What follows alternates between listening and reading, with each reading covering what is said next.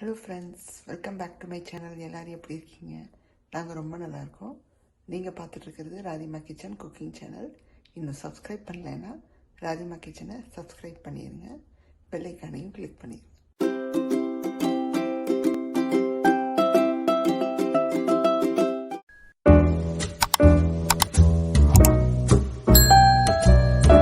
இன்றைக்கி வந்து பார்த்திங்கன்னா காலிஃப்ளவர் வச்சு தான் உங்களுக்கு ஒரு ரெசிபி நீங்கள் பார்க்க போகிறீங்க.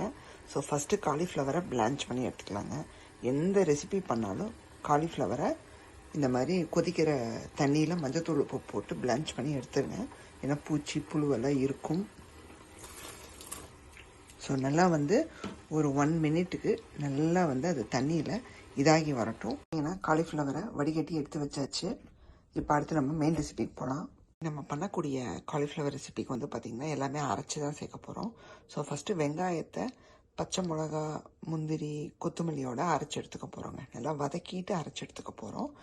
ஸோ முந்திரி 7-8 முந்திரி எடுத்து வச்சுருக்கேன், 3 பச்சை மிளகா, அப்புறம் ஒரு சின்ன வெங்காயத்தை ஃபுல்லாக கட் பண்ணி எடுத்து வச்சுருக்கேன். அப்புறம் கொத்தமல்லி, ஒரு கை கொத்தமல்லி அப்படியே இலைகள் மட்டும் இருக்கிற மாதிரி எடுத்து நல்லா வந்து வெட்டி வச்சுருக்கேன். இதை வதக்கி அரைச்சி எடுத்துக்க போகிறோம். கடாய் வச்சுருக்கேன். இப்போ எண்ணெய் விட்டுக்கலாங்க. ஜஸ்ட் 1 ஸ்பூன் போதும். இப்போது வெங்காயம் அப்படியே பச்சை மிளகாயும் சேர்த்துடலாங்க. மேற்கொண்டு மிளகாத்தூளும் சேர்ப்போம், அதனால காரம் வந்து பார்த்து சேர்த்துக்கோங்க. எடுத்து வச்ச அத்தனையும் உள்ள சேர்த்துடலாம்.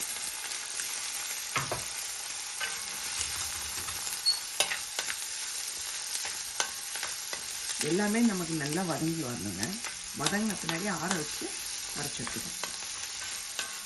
பார்த்தீங்கன்னா நமக்கு 3மே நல்லா வதங்கிடுச்சு. இப்போ நம்ம என்ன பண்ண போகிறோம்னா ஆஃப் பண்ணிவிட்டு நல்லா ஆற விட்டுறோம். ஆறினதுக்கப்புறம் நைஸாக அரைச்சி எடுத்துக்கிறோம். வெங்காயத்தை அரைச்சி எடுத்துகிட்டு வந்தாச்சுங்க. இப்போது மெயின் ரெசிபிக்கு போயிடலாம். நான் அதே கடாய் தான் வச்சுருக்கேன். கொஞ்சமாக பட்டர் சேர்த்துக்கணும். ஜஸ்ட் ஒரு சின்ன க்யூப் ஆஃப் பட்டர். அது கூடயே கொஞ்சம் ஆயில் சேர்த்துக்கிறோம். வெஜிடபிள் ஆயில் தான் நான் சேர்க்குறேன். இப்போ வந்து பார்த்திங்கன்னா நமக்கு பட்டர் உருக தொடங்கிடுச்சு.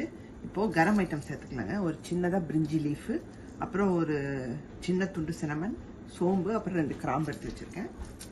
இதை உள்ளே சேர்த்துடலாம். சேர்த்து லைட்டாக ஒரு ஸ்மெல் கொடுக்கட்டும். நம்ம அரைச்ச விழுத சேர்த்துக்கலாங்க.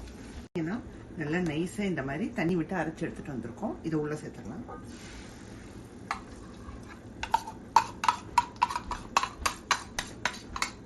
கொஞ்சமாக நம்ம தண்ணி சேர்த்து இதை அலசி உள்ளே ஊற்றிடலாங்க. இந்த மாதிரி இது பண்ணி தண்ணியை உள்ளே ஊற்றிடலாம். லைட்டாக ஒரு மிக்ஸ் கொடுத்துடலாம். நம்ம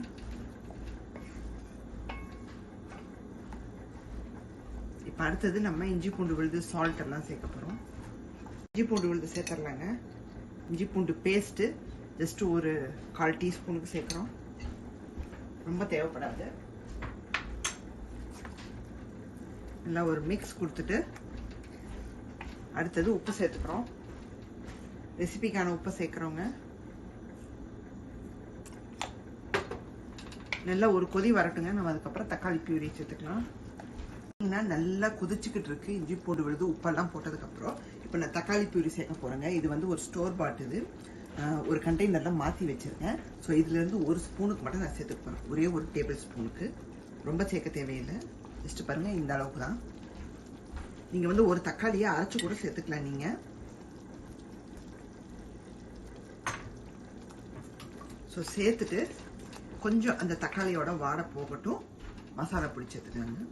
லோ ஃப்ளேம்லேயே வச்சு குக் பண்ணுங்கள். ஏன்னா நமக்கு அரைச்ச விழுதுலேருந்து பபிள்ஸ் வந்துட்டே இருக்கும், தெரிக்கும், அப்புறம் அடி பிடிக்கும். அதனால ரொம்ப டெட் ஸ்லோலியே வச்சு குக் பண்ணுங்கள். இப்போது மசாலா பொடியெல்லாம் சேர்த்துக்கலாங்க. கொஞ்சமாக மஞ்சள் தூள், அதுக்கப்புறம் காரத்துக்கு ஏற்ப தனி மிளகாத்தூளுங்க. என்ற தனியாகவும் கலந்துருக்கு. ஸோ 2ம் சேர்த்து நான் ஒரு 1/2 டீஸ்பூன் சேர்க்குறேன். ஏன்னா பச்சை மிளகா வேறு சேர்த்துருக்கோம். ஸோ பார்த்து சேர்க்கணும், இல்லாட்டி அப்புறம் காரம் ஆயிரும். நம்ம பச்சை மிளகா வந்து பார்த்திங்கன்னா கொஞ்சம் உரப்பு, அதனால நான் பார்த்து சேர்க்குறேன். அதுக்கப்புறம் கரம் மசாலா தூள் ஒரு 1/4 டீஸ்பூன் நம்ம வாசனைக்கு சேர்க்குறோம். வேறு எதுவுமே கிடையாதுங்க, அவ்வளோதான். நல்லா இந்த மசாலா வாடை போகட்டுங்க. நம்ம காலிஃப்ளவரை சேர்த்துடலாம். காலிஃப்ளவரை சேர்த்துடலாங்க. மூடியை திறந்து தெரிக்கிறதுனால நான் மூடி வச்சுருந்தேன். பாருங்கள் எப்படி இருக்குன்னு. நமக்கு இந்த முந்திரி பச்சை மிளகாலாம் அரைச்சி போட்டாலே இப்படி தாங்க ஆகும். ஸோ உள்ளே அப்படியே காலிஃப்ளவரை சேர்த்துடுவோம். நீங்கள் வந்து சேர்க்கறதுக்கு முன்னாடி உப்பு காரம் எல்லாம் கரெக்டாக இருக்கான்னு பார்த்துக்கோங்க. நான் டேஸ்ட்டு பார்த்தேங்க, சூப்பராக இருக்குங்க. நல்லா ரிச்சாக உங்களுக்கு வந்து சட்டுன்னு ஏதாவது வித்தியாசமாக நம்ம பண்ணணும் அப்படின்னு நினச்சிங்கன்னா வீட்டில் இருக்கிற இந்த ஐட்டத்தை வச்சே நீங்கள் பண்ணிடலாம்.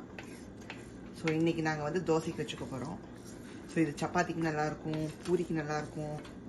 நீங்கள் எதாவது புலாவு மாதிரி பண்ணிங்கன்னா அது கூடயும் தொட்டுக்கலாங்க. கொஞ்சமாக தண்ணி சேர்த்துக்கலாங்க. உங்களுக்கு வந்து கன்சிஸ்டன்சி வந்து டோட்டலாக உங்கள் விருப்பம்தான். செமி லிக்விடாக வேணுமா இல்லை திக்காக வேணுமான்னு எப்படி வேணுமோ அப்படின்னு நீங்கள் எடுத்துக்கலாம். இப்போ தண்ணி ஊற்றி நல்லா கலந்து விட்டுட்டு மூடி வச்சிடலாங்க. ஜஸ்ட் ஒரு 1 மினிட்டுக்கு நல்லா வந்து 1 மினிட் வேணாங்க, ஒரு 2 மினிட்ஸ்க்கே விட்டுருங்க. நல்லா காலிஃப்ளவர் வந்து இதில் இதாகணும், குக் ஆகணும். பாதி வந்து நம்ம அந்த பிளான்ச் பண்ணதுலேயே வெந்திருக்கும், மீதி இந்த மசாலாவோட நம்ம அரைச்ச விழுதுகளோட நல்லா பைண்ட் ஆகட்டுங்க. பார்த்தீங்கன்னா நான் காலிஃப்ளவர் வந்து மூடி வச்சதுக்கப்புறம் உள்ளே போட்டு தண்ணி ஊற்றி மூடினதுக்கப்புறம் இப்போ தாங்க திறந்து கலந்துக்கிட்டு இருக்கேன். செமையாக இருக்குங்க, வாசமாக. ரொம்ப சிம்பிள், கண்டிப்பாக பண்ணி பாருங்கள். எனக்கு இன்றைக்கி காலிஃப்ளவர் வச்சு தான் ஒரு ரெசிபின்னு பேசிக்கிட்டு இருந்தோம். தோசைக்கு ஏதாவது பண்ணலான்னு. சரி, எப்பவும் பண்ணுறதையே பண்ணுறோமேன்னு சொல்லிட்டு கொஞ்சம் வேறு மாதிரி பண்ணலாமேன்னு சொல்லிட்டு இதை நான் உங்களுக்கு பண்ணி காமிச்சிருக்கேன். ஸோ கண்டிப்பாக ட்ரை பண்ணி பாருங்கள். சூப்பராக ரிச்சான ஒரு கிரேவி. திறந்துடலாங்க.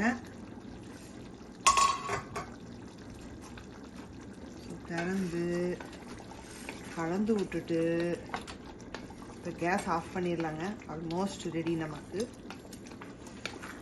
இது வந்து இப்படி தாங்க பச்சை கலரில் இருக்கும், பச்சையும் ப்ரௌனும் கலந்த மாதிரி இருக்கும்.